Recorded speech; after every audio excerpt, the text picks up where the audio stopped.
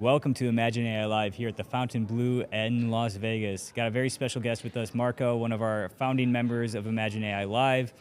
He's been with us from the beginning, and last year at the event, he had lost his voice, and he let his AI avatar do the talking for him. That's right. This year, your voice is back.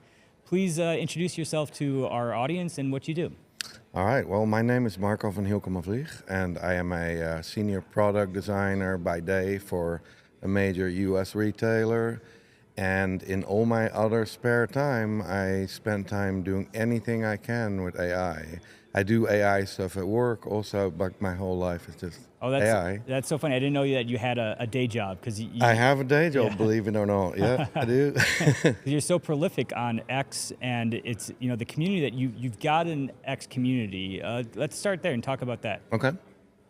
What's your X community that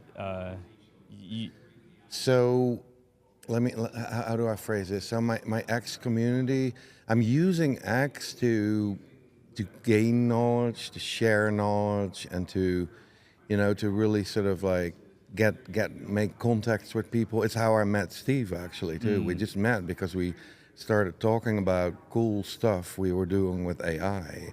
And so I'm hoping that this will, lead to opportunities, collaborations. It is already, or I wouldn't even be here. So it's just kind of like a personal strategy, because I believe that a lot of traditional jobs, including my own, are on borrowed time. So I think we have to double down on AI. And that's really the driving force behind everything I do online in that space. Well, I totally resonate with that, and how X, Twitter, it's got. I think a lot of people have opinions about the platform without ever having tried it, and ever having seen the benefit of it. And as a networking tool, it's just incredible. And maybe speak to that and the role that X plays in the AI community and tech space in general. Yeah. So X has, as it turned out, become the place where the AI community hangs out. Of course, X itself has a lot of AI power behind it through XAI. X does have a bit of a reputation issue among a lot of people, but just happens to be where everybody is. So I don't even question that. I'm going to be where all the other AI people are, and it happens to be X. And I think it is a very efficient platform for this community. We can share our stuff. We have these spaces, which I think it's great to get to know people and talk with voice communication. So I wouldn't even know where else the community would go if X were to go down. It really is kind of a one-of-a-kind platform. I can't imagine this going on Instagram or something. No, I just don't. Yeah, and not only for networking, but just as spreading of live information as it's happening, and these discussions between real people that are having these discussions in the arena, live in front of everybody, for everybody else to put their opinion on and add to the conversation as well. It's very real time. You're right. Yeah. It's a really powerful place, and I think that anybody that is comfortable putting themselves out into the world, they need to take X serious and be a part of that community. Absolutely. Yeah, no doubt about it.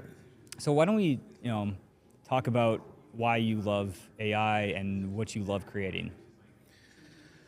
Well, the thing with AI is it opens up so many new possibilities that I couldn't even have imagined 2 years ago. A great example I can give you is that about 6 years ago, I kind of decided that I was done being a developer. I've been a software engineer for most of my career, and I just kind of got tired of coding, not the coding itself, but I got tired of chasing, now what new framework do we have to learn this year? It's React.js, or now it's Next.js, or it's some Python framework, what have you. And I was just kind of I don't really want to do that anymore. It's too much work. I have kids. I don't want to be on my computer all night. Yeah.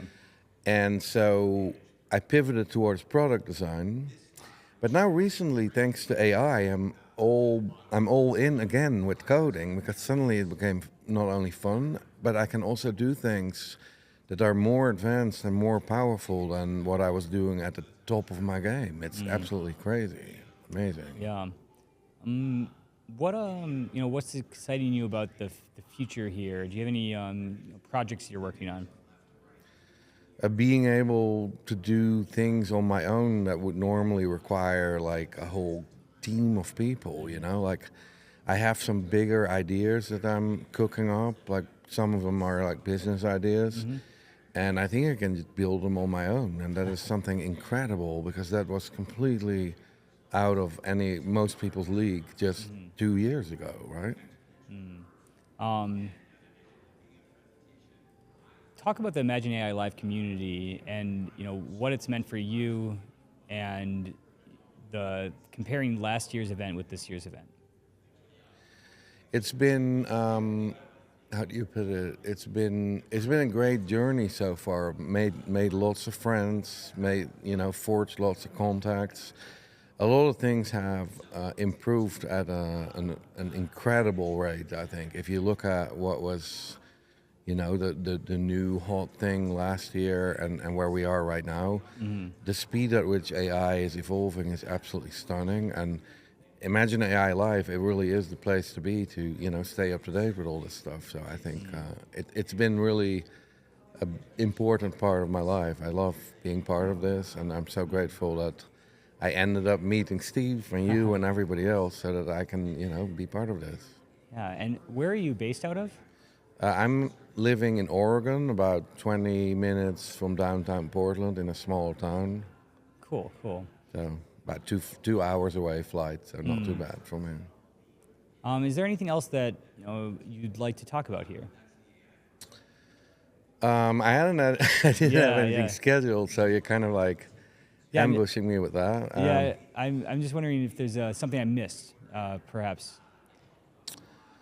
Who do you think is going to win the AI war between ChatGPT, OpenAI, Gemini, Google's, Anthropic, Claude's? Well, one of the things that I really like about this space, and I believe this to my core, there should be enough space for everyone.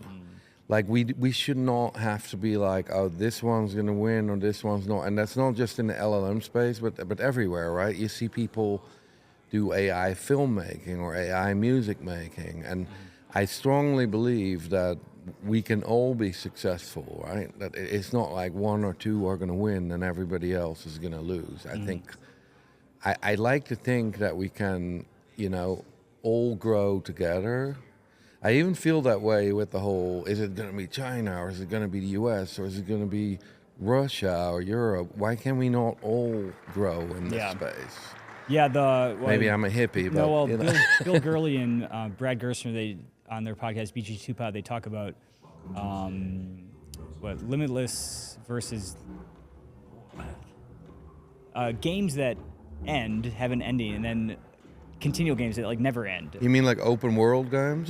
Just like a basketball game, or it has an ending. And with the AI war, the AI race, there is no ending. There is no ending, no. And so we have to kind of stop thinking about like trying to control China or something. They're going to be racing ahead, and we are too. And I think that's a good thing, honestly. Yeah, and even sometimes it even helps accelerate. Like a while ago, China came out with this DeepSeek model, and suddenly all the American AI companies were like, "Oh, we better hurry!" Yeah. And they started releasing things quicker than they had originally planned. And I was like, "I'm here for this stuff. This is great." Well, Marco, thanks so much for sitting down with me, and thanks for being a vibrant part of our community. And it's always great to see you in person. Likewise. Having a great time here. So thank you so much for having me. That's one small step